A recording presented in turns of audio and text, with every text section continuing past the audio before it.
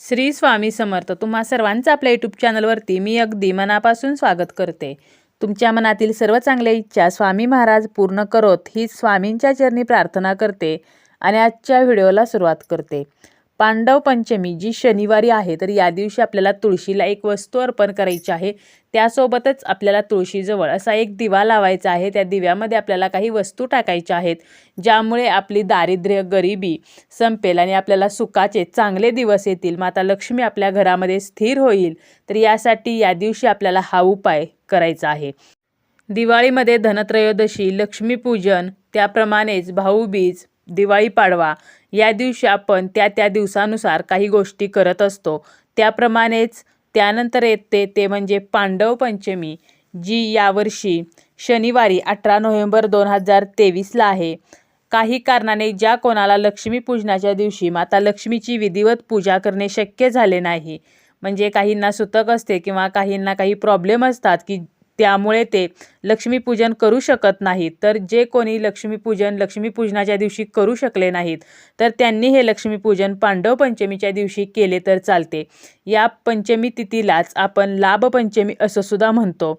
या दिवशी जर आपण काही गोष्टी केल्या, माता लक्ष्मीची जर विधिवत पूजा केली, तर आपल्याला जेवढा लाभ हा लक्ष्मीपूजनाच्या दिवशी लक्ष्मीपूजन केल्याने होतो, तर तेवढाच लाभ हा आपल्याला पांडव पंचमीच्या दिवशी आपण लक्ष्मीपूजन केल्याने सुद्धा होतो. ज्याप्रमाणे आपण लक्ष्मीपूजनाची मांडणी मांडतो, ती माता लक्ष्मीची पूजा करतो, केरसुनीची पूजा करतो, तर अशीच पूजा आपण पांडव पंचमीच्या दिवशी सुद्धा करू शकतो. त्यामुळे ज्यांना कोणाला लक्ष्मीपूजनाच्या दिवशी लक्ष्मीपूजन करणे शक्य झाले नाही, तर त्यांनी हे लक्ष्मीपूजन शनिवारी नक्की करावे. नक्कीच माता लक्ष्मीचा आशीर्वाद आपल्यावरती राहतो. या तिथीमुळे सुखसमृद्धी वाढते, व्यवसायामध्ये वाढ होते, प्रगती होते. तसेच या दिवशी आपण जर महादेवांच्या फोटोची पूजा केली, महादेवांचा जो कुटुंबासोबतचा फोटो आहे, तर अशा फोटोची जर आपण पूजा केली आणि माता लक्ष्मीची सुद्धा त्यासोबत पूजा केली, तर आपल्या आयुष्यातील सर्व अडचणी, संकटे ही जी आहेत तर ती नष्ट होतात. आता यावर्षी कार्तिक महिन्याच्या शुक्ल पक्षाची जी पंचमी तिथी आहे, तर ही 17 नोव्हेंबर 2023ला सकाळी 11:03 सुरू होईल आणि 18 नोव्हेंबरला सकाळी 9:18 समाप्ती होईल. त्यामुळे उदय तिथीनुसार ही लाभ पंचमी म्हणजेच पांडव पंचमी ही 18 नोव्हेंबरला आहे आणि त्याचा शुभ मुहूर्त हा सकाळी 3:34 आहे. सकाळी 6:45 ते सकाळी 10:19 शुभ मुहूर्त आहे. या कालावधीमध्ये आपल्याला तुळशीला एक वस्तू आहे तर ही अर्पण करायची आहे. त्याप्रमाणेच पांडव पंचमी हा अज्ञात शुभ मुहूर्त आहे. त्यामुळे आपण दिवसभरात जरी काही गोष्टी केल्या, तरी सुद्धा त्या सर्व गोष्टी आपल्याला सौभाग्य, ऐश्वर्य प्राप्त करून देत असतात.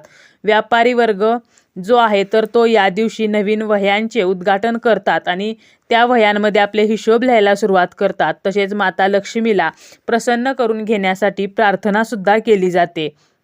या दिवशी आपण ज्या गोष्टी करतो तर त्या सर्व गोष्टी शुभ मानल्या जातात. अनेक व्यापारी, दुकानदार लक्ष्मी मातेची पूजा ही या दिवशी करतात. गणपती, लक्ष्मी आणि सरस्वती मातेचे एकत्र पूजन केले जाते. आता आपल्याला तुळशीला जी एक वस्तू अर्पण करायची आहे, तर काय करायचं आहे, तुम्हाला शनिवारी सकाळी लवकर उठायचं आहे. शक्य असेल तर ब्रह्ममुहूर्तावरती उठा. त्यानंतर आपल्याला स्नान वगैरे करायचं आहे. उगवत्या सूर्याला आपल्याला अर्घ्य द्यायचं आहे आणि त्यानंतर आपल्याला आपल्या काही मनोकामना पूर्ण होण्यासाठी, आपल्या जीवनामध्ये सुखसमृद्धी यावी, तर यासाठी तुळशी मातेला आपल्याला एक वस्तू अर्पण करायची आहे. बघा, ज्या घरामध्ये तुळशीची पूजा केली जाते त्या घरामध्ये माता लक्ष्मी पाणी भरते. परंतु माता लक्ष्मी ही अतिशय चंचल आहे आणि ती एका जागी कधीही स्थिर राहत नाही आणि म्हणूनच आपल्याकडे आर्थिक स्थितीमध्ये चढउतार हे पाहायला मिळत असतात. तुळस ही हरिप्रिय आहे, म्हणजे विष्णूंना ती अतिशय प्रिय आहे. ज्या घरामध्ये श्रीहरी विष्णू आहे तर तेथे माता लक्ष्मी ही आपोआप असते. पौराणिक मान्यतेनुसार तुळस जी आहे तर ती भगवान विष्णूंना प्रिय आहे आणि श्रीहरी जी त्यांची आपण पूजा करतो तर ही कधीच तुळशीशिवाय पूर्ण होत नाही. ते तुळशीशिवाय नैवेद्यसुद्धा स्वीकारत नाहीत.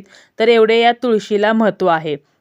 तर या पांडव पंचमीच्या दिवशी आपल्याला सकाळी आपलं सर्व नित्यकर्म वगैरे आटोपल्यावर आपण जेव्हा तुळशीची पूजा करतो, तर तेव्हा आपल्याला तुळशी मातेची आपण ज्याप्रमाणे रोज पूजा करतो तर त्याप्रमाणे पूजा करायची आहे आणि यानंतर आपल्याला तुळशीला एक वस्तू अर्पण करायची आहे आणि ते म्हणजे आपल्याला 1 चमचावर कच्चं दूध अर्पण करायचं आहे. बघा, दूध घेताना आपल्याला तापवलेलं दूध घ्यायचं नाही, कच्चं दूधच घ्यायचं आहे आणि फक्त 1 चमचाभर, म्हणजे जास्त केलं तरी चालेल पण किमान 1 चमचा दूध आपल्याला अर्पण करायचं आहे. आणि यानंतर आपल्याला चिमूटभर हळद घ्यायची आहे आणि ही सुद्धा तुळशी मातेच्या म्हणजे तुळशीचं रोप जे असतं तर त्याचा जे बुडका असतो तर त्या ठिकाणी आपल्याला चिमूटभर हळद म्हणजे कोरडी हळद ही आपल्याला अर्पण करायची आहे. तर अशा प्रकारे कच्चे चमचाभर दूध आणि चिमूटभर हळद, तर या वस्तू आपल्याला तुळशी मातेला अर्पण करायच्या आहेत.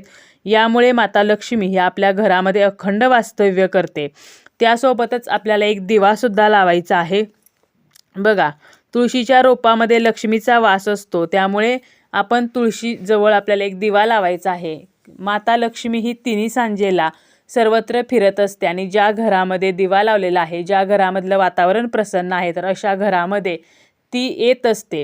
तर अशी मान्यता आहे. त्यामुळे काय करायचं आहे, तर या दिवशी आपल्याला ज्या गोष्टी अर्पण करायच्या आहेत तर ह्या सकाळी करायच्या आहेत आणि दिवा जो आहे तर तो आपल्याला संध्याकाळी लावायचा आहे. आता हा दिवा जो आहे तर तो कसा लावायचा आहे, यासाठी तुम्हाला एक तुपाचा दिवा घ्यायचा आहे. दिवा जो आहे तर तो नेहमी आपल्याला अंधारातून प्रकाशाकडे नेण्याचे काम करत असतो. त्याप्रमाणेच दिवा जेव्हा आपण प्रज्वलित करतो तेव्हा त्या दिव्याभोवती एक सकारात्मकतेचं वलयसुद्धा निर्माण होत असतं. त्यामुळे आपल्याला एक तुपाचा दिवा हा तुळशीजवळ लावायचा आहे. यामध्ये आपल्याला गाईचं तूप वापरायचं आहे. परंतु काही कारणाने जर तुम्ही म्हशीचे तूप वापरणार असाल तर या तुपामध्ये थोडीशी हळद आपल्याला टाकायची आहे. यानंतर या दिव्यामध्ये आपल्याला फुलवातीचा वापर करायचा आहे, कारण आपण तूप वापरले की फुलवातीचा वापर करत असतो. त्यामुळे फुलवातींचा वापर करायचा आहे. आणि हा जो दिवा आहे तर या दिव्याची वात म्हणजे तुम्ही जरी साधी वात वापरली किंवा जोडवात वापरली तरी चालेल आणि या वातीची दिशा आपल्याला उत्तर दिशेला करायची आहे. यानंतर या दिव्यामध्ये आपल्याला 1 लवंग, 1 वेलची आणि शक्य असेल तुमच्याकडे असेल तर 1 पिवळी कवडी टाकायची आहे. कारण आपल्याला माहीत आहे की लवंग जी आहे तर ती, तसेच वेलची ही माता लक्ष्मीला आकर्षित करत असतात. लवंग ही माता लक्ष्मीला आकर्षित करण्याचे काम करत असते आणि जी कवडी आहे तर ती सुद्धा माता लक्ष्मीला अतिशय प्रिय आहे. त्यामुळे 1 लवंग, 1 वेलची आणि 1 पिवळी कवडी या दिव्यामध्ये टाकायची आहे. लवंग घेताना ती व्यवस्थित अखंड फूल असलेली लवंग घ्यायची आहे, तुटलेली फुटलेली घ्यायची नाही. वेलची घेताना सुद्धा वाळलेली वेलची, एकदम काळपट अशी वेलची घेऊ नका, तर हिरवी वेलची आपल्याला घ्यायची आहे आणि ही दिव्यामध्ये आपल्याला टाकायची आहे. आणि अशा प्रकारे हा दिवा आपल्याला तुळशी मातेजवळ प्रज्वलित करायचा आहे. त्यानंतर या दिव्याला आपल्याला हळदी कुंकू, अक्षता आणि फूल अर्पण करायचं आहे. दिवा ठेवताना दिव्याखाली थोड्याशा अक्षता किंवा फुलांच्या पाकळ्या किंवा एका प्लेटमध्ये हा दिवा ठेवायचा आहे. डायरेक्ट जमिनीवरती आपल्याला हा दिवा ठेवायचा नाही. दिवा ठेवताना कधीच तो म्हणजे डायरेक्ट आसनाशिवाय ठेवायचा नाही, तर तो नेहमी आसनावर ठेवायचा असतो. तर या दिव्याची आपल्याला पूजा करायची आहे. त्यानंतर आपल्याला मनोभावे माता लक्ष्मीला, तुळशी मातेला प्रार्थना करायची आहे की आपल्या घरामध्ये जे काही आर्थिक स्थैर्य आहे तर आपल्या घरामध्ये आर्थिक समस्या कमी व्हाव्यात आणि आर्थिक स्थैर्य यावं, माता लक्ष्मीनं आपल्या घरामध्ये कायमचं वास्तव्य करावं. तर अशा प्रकारे आपल्याला प्रार्थनासुद्धा करायची आहे. तर हे 2 साधे आणि सोपे तुळशीच्या बाबतीतले उपाय आहेत जे आपल्याला पांडव पंचमीच्या दिवशी करायचे आहेत. आणि हा दिवा विझल्यावर तुम्हाला हा दिवा जो आहे तर तो तुम्ही उचलून घरात ठेवू शकता आणि पुन्हा या दिव्याचा आपल्याला वापर करायचा आहे. दिव्यातील वात, लवंग, वेलची तर ही आपण निर्माल्यमध्ये विसर्जित करू शकतो. आणि जी पिवळी कवडी जर तुम्ही या दिव्यामध्ये टाकली तर ती तुम्हाला तुमच्या तिजोरीमध्ये ठेवायची आहे. तर नक्कीच तुमचे दारिद्र्य संपेल आणि तुम्हाला चांगले सुखाचे दिवस येतील. माता लक्ष्मीचा तुम्हाला भरभरून आशीर्वाद मिळेल.